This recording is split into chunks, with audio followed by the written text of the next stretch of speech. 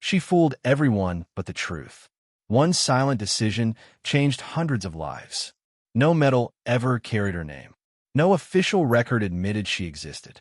Yet one American officer spent the rest of his life wondering whether history had survived because he chose to trust a woman no one else even noticed. The strangest part was that she never carried a weapon, never wore a rank, and never gave a speech.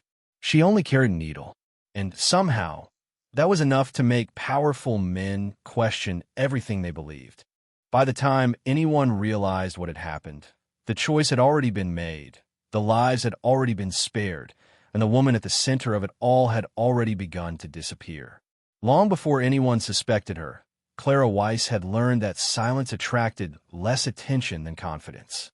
She kept her eyes lowered, answered questions politely, and worked with the patient rhythm of someone who understood that careful hands could become invisible.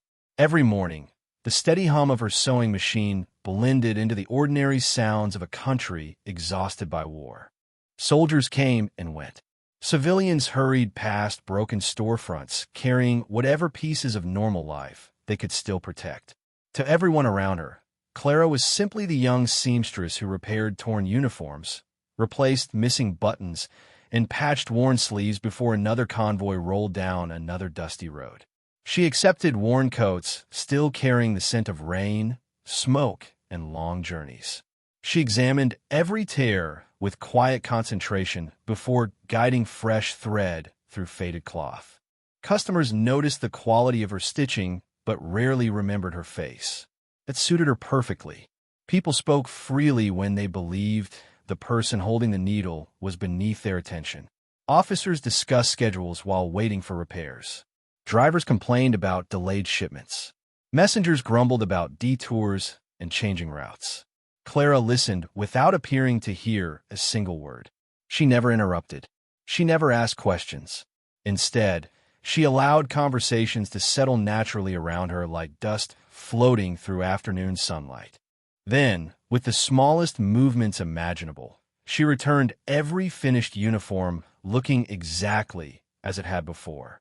At least that was what everyone believed. No inspector found anything unusual. No customer noticed the precise placement of a seam or the careful color of a single thread. To every eye, the work looked ordinary. Only Clara understood that every stitch demanded a choice, and every choice carried consequences far beyond the walls of her tiny workshop. While the world searched for spies carrying radios, maps, or secret documents, no one thought to watch the woman quietly mending torn sleeves beside a window flooded with pale morning light. The workshop stood on a narrow street where every window carried the same quiet fatigue. Fresh bread had become rare, new fabric even rarer, yet uniforms never stopped arriving. Clara accepted each bundle with the same calm expression, laying every jacket across the worn wooden table before reaching for a measuring tape. She inspected frayed cuffs, loose collars, cracked buttons, and torn pockets with patient precision. To anyone watching, she was simply protecting cloth from falling apart. In truth, she was studying patterns far more carefully than fabric. Mud stains revealed where roads had become nearly impassable after heavy rain. Pine needles caught inside folded cuffs suggested movement through forests instead of open highways. Fine gray dust settled deep into seams hinted at recently traveled stone roads instead of dirt trails. Even the faint scent left behind by machine oil or fresh hay quietly told stories no written report could match. Clara never wrote these observations on paper. She stored them in memory, arranging every detail with remarkable discipline until the picture became clear. During the afternoons, local women often stopped by with shirts needing repairs for husbands, brothers, or sons. They filled the small room with ordinary conversations about weather, ration books, gardens, and delayed deliveries. Clara smiled politely while guiding another needle through another sleeve. Nobody noticed that she could separate harmless gossip from meaningful information almost without effort. A delayed fuel shipment here, a bridge inspection there, a convoy expected before sunrise. Tiny fragments drifted through the room like floating dust until they formed something much larger. Across town, Captain Nathan Brooks had recently arrived with a small American counterintelligence unit assigned to monitor supply routes after advancing forces secured the surrounding area. Nathan trusted evidence more than instinct. He believed every mystery eventually surrendered to careful observation. Reports reaching his desk described unusual changes in convoy timing that somehow prevented unnecessary encounters with frightened civilians. No orders explained the adjustments. No officer admitted requesting them. Yet the changes kept happening. His first assumption was simple. Someone inside the transportation office was leaking information. He quietly interviewed drivers, mechanics, warehouse clerks, and dispatch officers, but every conversation ended in another dead end. Nothing connected. Nothing made sense. One afternoon, while reviewing delivery logs beside a depot entrance, Nathan watched several repaired uniforms arrive from a neighborhood workshop. The paperwork appeared ordinary. The stitching looked flawless. The woman carrying the finished garments spoke only long enough to confirm the count before walking away without looking back. Nathan barely remembered her face. What lingered instead was a strange question he could not explain. Why did every unexplained adjustment seem to begin shortly after another bundle of repaired uniforms returned to circulation? Captain Nathan Brooks had learned long ago that coincidence usually disappeared when someone looked closely enough. He returned to the depot before sunrise over the next several mornings, standing quietly beside loading crews while trucks departed one after another into the pale morning mist. He compared departure times with maintenance records, weather reports, and handwritten schedules collected from different offices. Nothing appeared unusual until he stopped looking at the paperwork and began watching the uniforms themselves. Some jackets arrived freshly repaired only hours before important route changes quietly appeared in official orders. There was no obvious pattern. Different drivers wore them. Different units collected them. Different destinations appeared on every manifest. Yet the timing continued to trouble him. Nathan resisted easy conclusions. He had seen innocent people accused because someone forced facts into a story that never existed. He wanted proof, not suspicion. Meanwhile, Clara followed the same careful routine she had repeated hundreds of times. She opened the workshop just after first light, swept loose threads from the wooden floor, warmed a kettle over the small stove, and arranged folded uniforms across her work table. Customers arrived steadily throughout the morning. A mechanic laughed about replacing worn tires before another long supply run. A courier complained that yesterday's bridge inspection delayed every truck by nearly 2 hours. An elderly woman asked Clara to shorten her grandson's trousers because he had grown another inch during the winter. Every conversation seemed ordinary.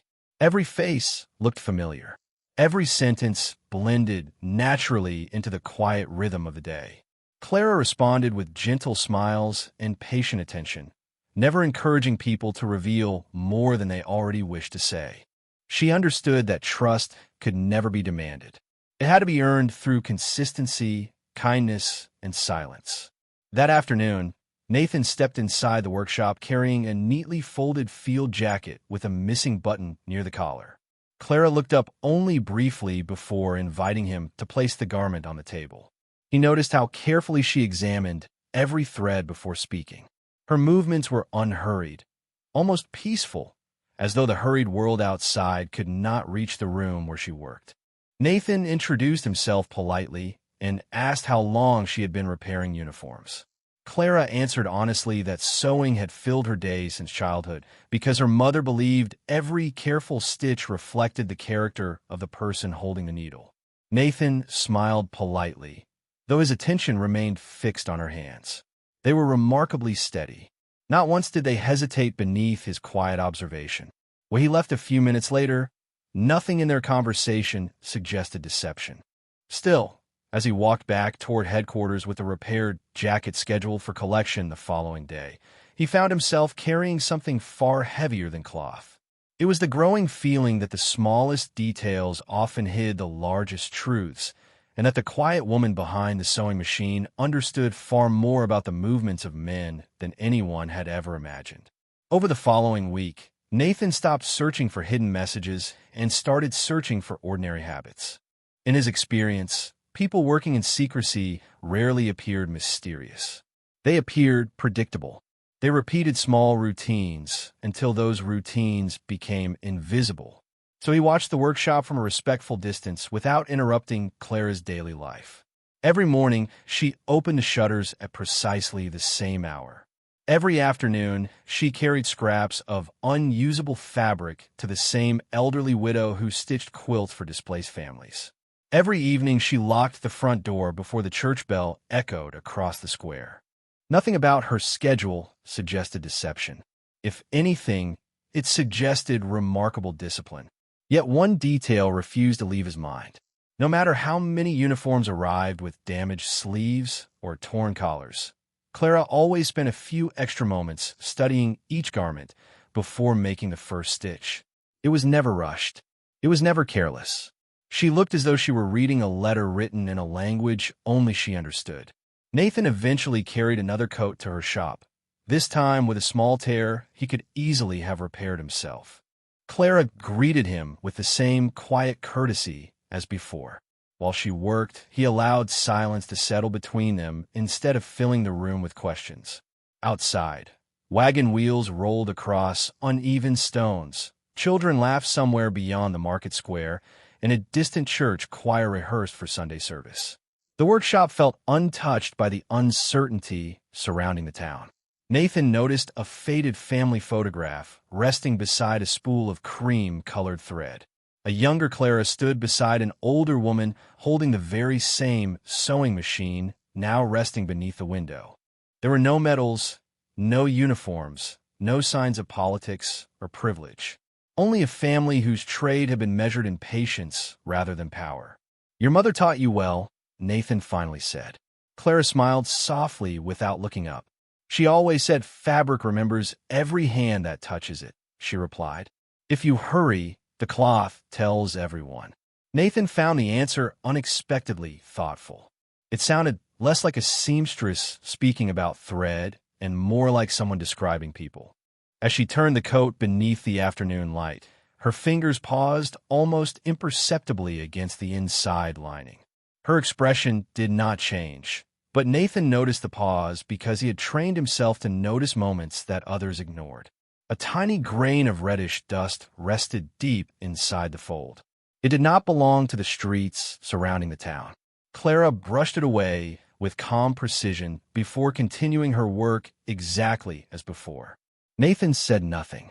Later that evening, curiosity led him to compare regional soil samples stored by the engineering corps.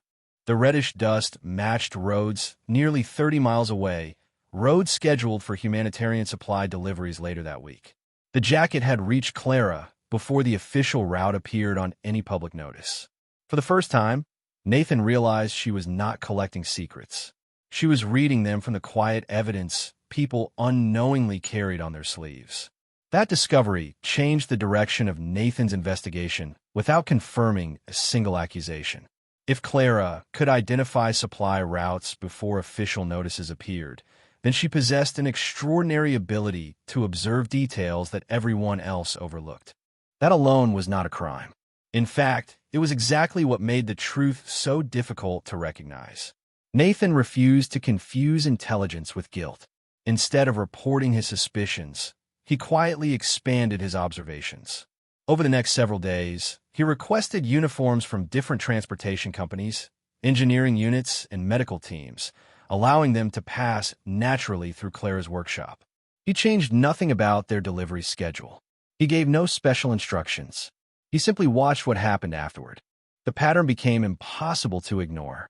Vehicles assigned to roads threatened by damaged bridges somehow received updated routes before reaching dangerous crossings. Medical wagons unexpectedly arrived where families displaced by changing front lines needed assistance most.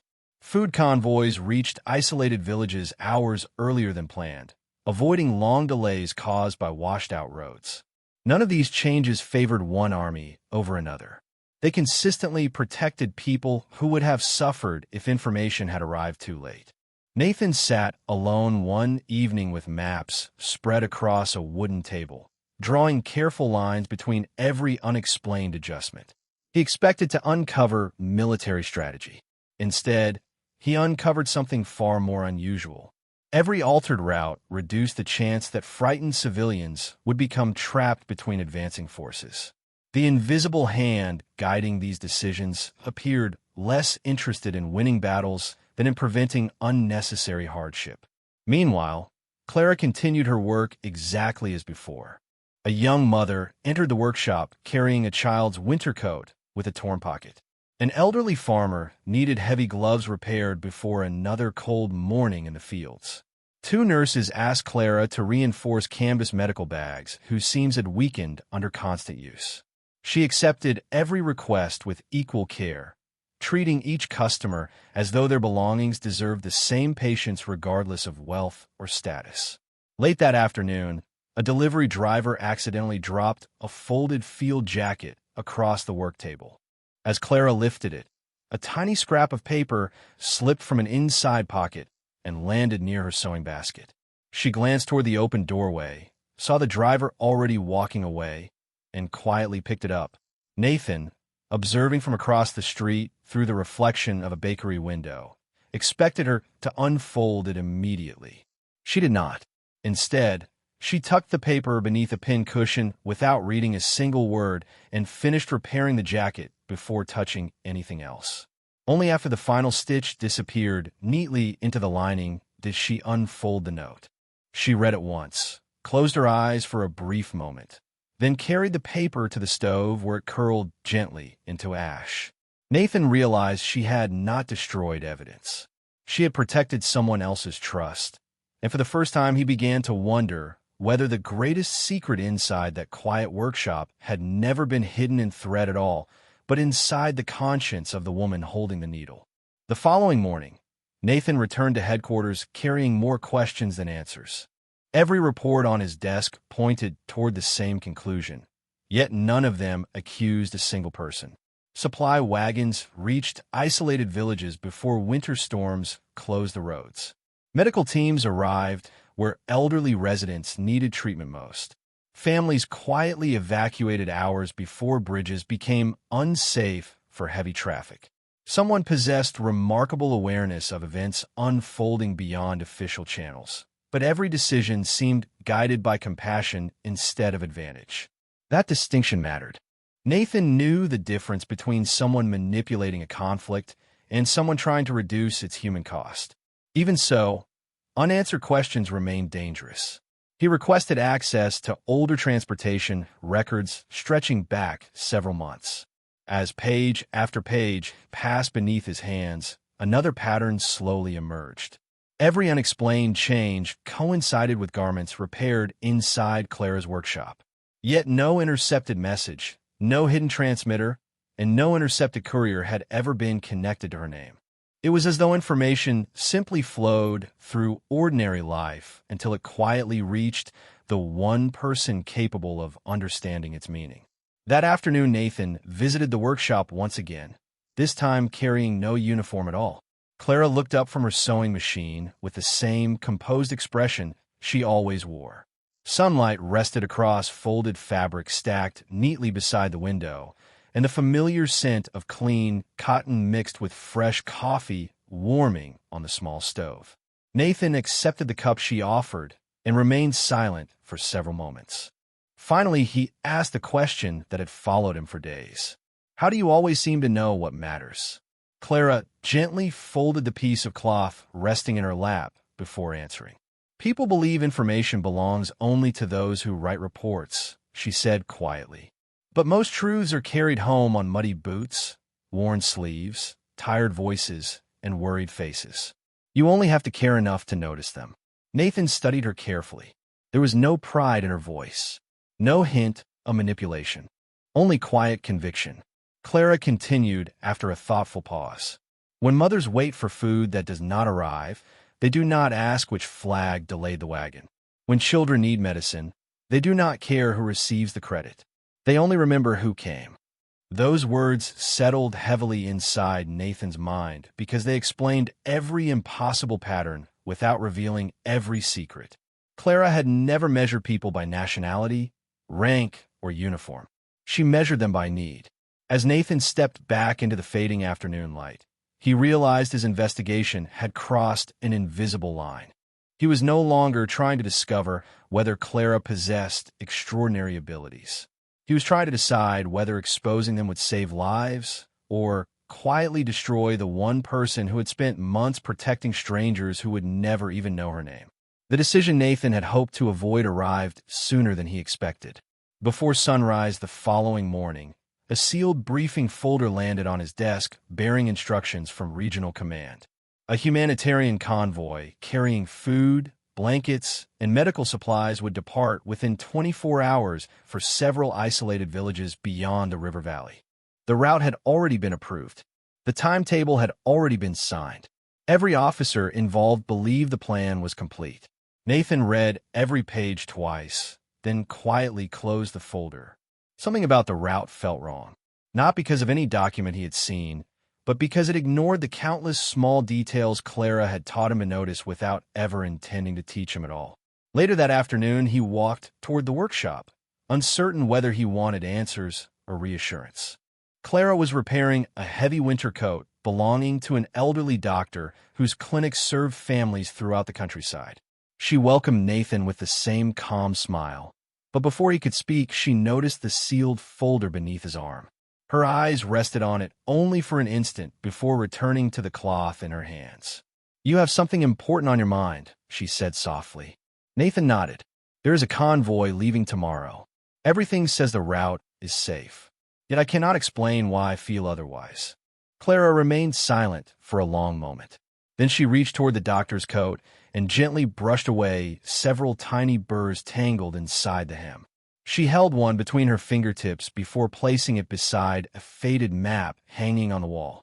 "These plants only grow near the old Eastern Road," she said quietly. "The road that floods after heavy rain." Nathan frowned. According to the official reports, that section remained clear. Clara continued without looking at him.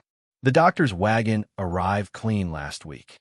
Today it carries fresh river mud, broken reeds, and these burrs. Someone has already been forced onto the Eastern Road because the main crossing no longer works the way people expect." Nathan felt the room become strangely still. No report had mentioned that possibility. No engineer had submitted an update. Clara had reached her conclusion simply by paying attention to what the road itself had left behind. She folded the repaired coat with careful hands before speaking one final sentence. "Sometimes the land sends warnings before people do." Nathan looked at the sealed orders resting beneath his arm. He could obey them exactly as written, or he could trust the quiet observations of a woman whose wisdom had never failed him. The choice would not simply determine which road the convoy followed. It would reveal whether he still believed only official documents could tell the truth. Nathan did not sleep that night. The sealed orders remained on his desk long after the lamps throughout headquarters had gone dark. Every regulation he had ever followed told him to trust the approved route.